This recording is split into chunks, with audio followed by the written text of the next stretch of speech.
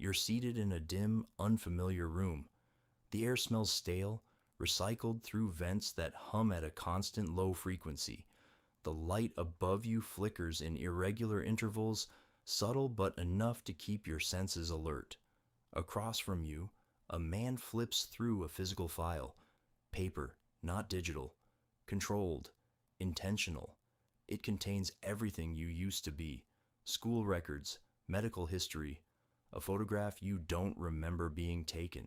Your name is spoken once, quietly, as if testing its weight. Then it disappears.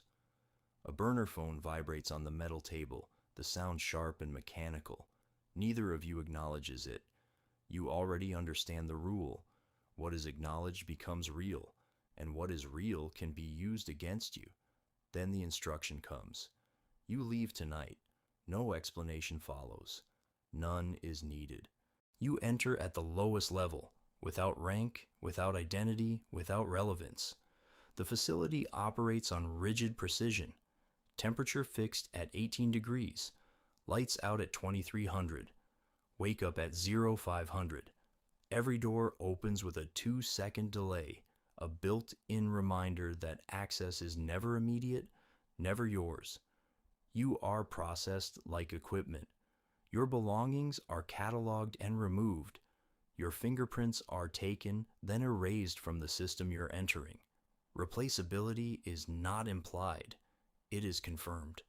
Your previous life is dismantled within 12 hours. Accounts frozen. Contacts flagged. Digital traces wiped through systems you're not permitted to understand. In its place, a new identity is constructed. Not just a name, but a framework. Age, birthplace, incomplete education, inconsistent work history. You memorize it in fragments until it stops feeling like information and starts behaving like instinct. Training is compressed and clinical. 9 days with no wasted movement. You learn to regulate your breathing under stress, slowing your pulse to maintain control. You learn to hold eye contact just long enough to signal confidence without inviting suspicion. You practice responding without hesitation, filling gaps with controlled detail. You learn how to destroy evidence in seconds, how to exit without drawing attention, how to exist without leaving residue. No one asks how you feel. That variable is excluded. Emotional survival is not part of the system. Insertion is quiet.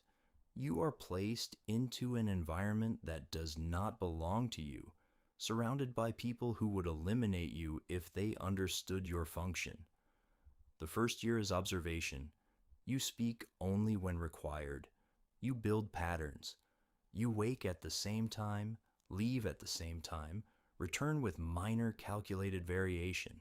Consistency becomes your shield. By the second year, you are given small responsibilities, passing information, relaying messages that seem insignificant on their own. There is no acknowledgement of progress. Advancement is procedural. You recognize it only when people begin to accept your presence without question. Not you, the role you perform. Responsibility increases gradually. By the third year, you are expected to influence outcomes. Subtle adjustments, conversations redirected, decisions delayed. You comply without asking why. That is the first compromise. Small enough to justify, necessary enough to repeat. Over time, compliance becomes automatic. The system does not reward understanding. It rewards execution. You learn the rules that are never written. Never be the most capable person in the room. Never be the least. Respond within 2 seconds or not at all. If a question is repeated, your first answer failed. Reports are filed every 48 hours to avoid predictable patterns. Money moves in precise amounts. Never rounded, always controlled. You begin to practice what the system requires most. Creative compliance. You follow instructions exactly, but interpret intent just enough to remain flexible. The erosion begins quietly. You notice it in absences, calls you don't return, messages you read but ignore, memories that feel incomplete when you try to recall them. Relationships do not end, they dissolve. You allow distance to replace explanation. Your internal language shifts. You stop thinking in terms of identity and begin thinking in terms of outcomes. Risk replaces emotion, variables replace certainty. Sleep becomes shallow, averaging less than 5 hours. Your mind never fully stops. It runs continuous simulations. If this happens, then that follows. If that changes, you adapt. The division between who you are and what you perform becomes permanent. Externally, you remain stable, consistent, believable. Internally, you fragment into layers of calculation and restraint. The crisis does not arrive as an event. It forms through deviation. A contact arrives late without explanation. A message fails to arrive at its expected time. A familiar face avoids eye contact. Individually, these details are insignificant. Together, they form a pattern. You are being evaluated, quietly, indirectly. You review the last 72 hours with precision. Every word, every movement, every interaction. You search for the error. You do not find it. That absence becomes the threat. If you cannot identify the mistake, you cannot correct it. You are called into a smaller room. 3 by 3 meters, no windows, one exit. The air is colder, 16 degrees. The conversation begins casually, too casually. You are presented with a contradiction, a minor inconsistency in your constructed history. It should not matter, but it does. This is the point where the system pauses and waits. You calculate outcomes rapidly. Correcting the inconsistency introduces new variables. Reinforcing the lie increases pressure, but maintains structure. Your heart rate rises, then stabilizes. You choose to reinforce the lie. Your tone remains steady, your breathing controlled, your posture unchanged. You commit completely. Partial truth is detectable. Certainty is more difficult to break. The silence that follows lasts 12 seconds. Then it ends. You are dismissed without confirmation or denial. The realization comes later, without warning.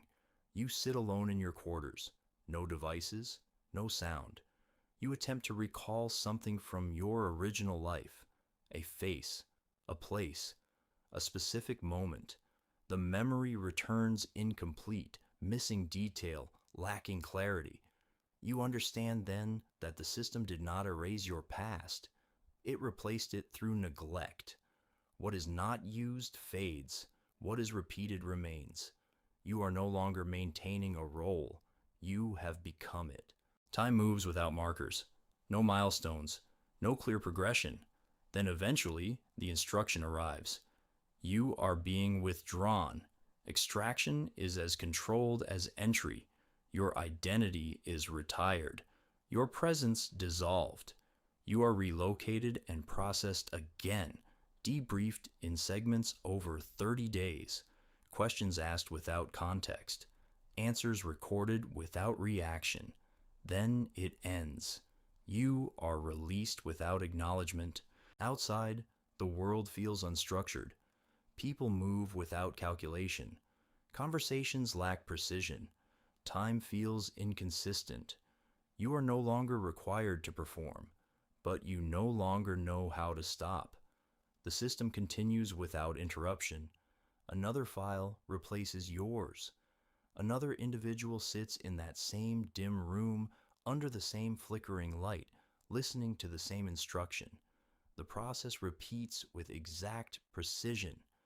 You understand the final truth without resistance. You were never central, you were a function. And functions are designed to be replaced.